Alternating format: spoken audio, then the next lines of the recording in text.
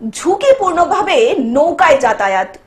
বাঁকুড়া জেলার মুকুটমণিপুর জলাধার থেকে জল ছাড়ার কারণে পশ্চিম মেদিনীপুর জেলার গড়বেতা ২ নম্বর ব্লকের পাথরবেড়িয়া এলাকার উপর দিয়ে বয়ে যাওয়া শিলাবতী নদীর জল বেড়ে যাওয়ার কারণেই অস্থায়ীভাবে পারাপারের জন্য একটি সেতু নির্মাণ করা হয়েছিল।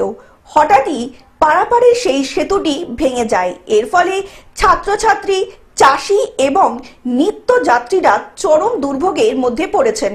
অন্যদিকে এলাকার মানুষের দীর্ঘদিনের দাবি ছিল পারাপারের জন্য একটি সেতু নির্মাণের। কংক্রিটের সেতু নির্মাণের কাজ চলাকালীন বিকল্প পথ হিসাবে তৈরি হয়েছিল এই অস্থায়ীভাবে কাঠের সাঁকো। অনেকদিন আগেই ভেঙে গিয়েছিল। বর্তমানে শিলাবতী নদী পারাপারের একমাত্র যোগাযোগ মাধ্যম হলো নৌকা।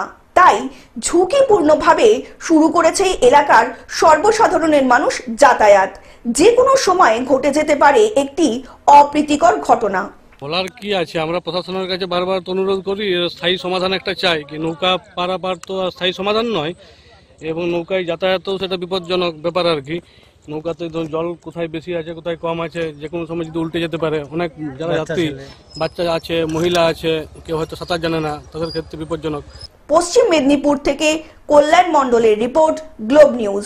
এখন থেকে গ্লোব টিভি দেখুন আপনার স্মার্টফোনেও। গুগল প্লে স্টোর অথবা অ্যাপল স্টোর থেকে ডাউনলোড করুন গ্লোব টিভি লাইভ অ্যাপ। এছাড়া জিও টিভি অ্যাপ থেকে দেখুন গ্লোব টিভি লাইভ।